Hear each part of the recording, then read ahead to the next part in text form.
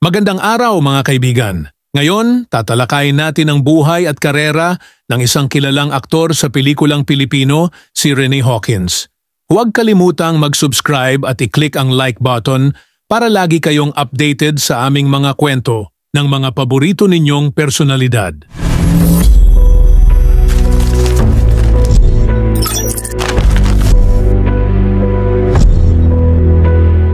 Si Rene Domingo Hawkins ay ipinanganak noong Marso 28, 1944 sa Manila, Pilipinas.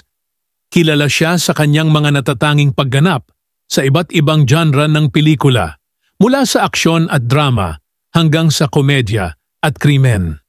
Nagsimula ang kanyang karera noong mid-70s at nagpatuloy siya sa industriya hanggang late 90s.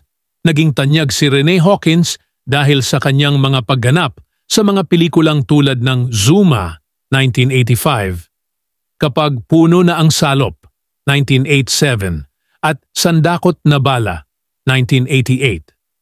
Ang kanyang kahusayan sa pag-arte ay nagbigay daan sa kanya upang maging isang prominenteng pangalan sa pelikulang Pilipino, lalo na sa mga action films kung saan madalas siyang gumanap bilang kontrabida o isang matapang na karakter.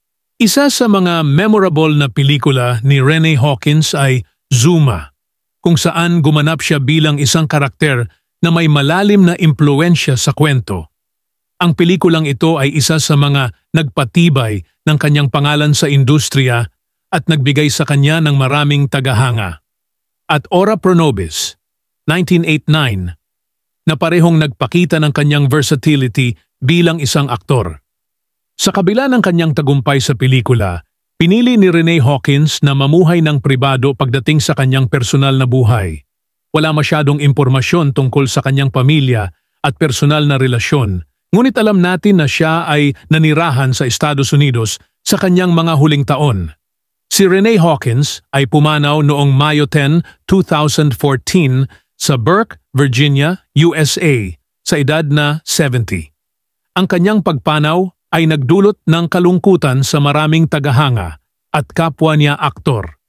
Gayunpaman, ang kanyang mga pelikula at ang kanyang kontribusyon sa industriya ng pelikulang Pilipino ay patuloy na nagbibigay inspirasyon at kasiyahan sa mga manonood. Ang kanyang dedikasyon sa kanyang sining ay isang halimbawa ng tunay na talento at pagmamahal sa pag-arte. Maraming salamat sa inyong pagsubaybay sa ating kwento tungkol kay Rene Hawkins. Huwag kalimutang mag-subscribe at i-click ang like button para sa iba pang makapigil hiningang kwento ng ating mga paboritong personalidad. Hanggang sa muli, paalam dito lang sa Pinoy Wisdom.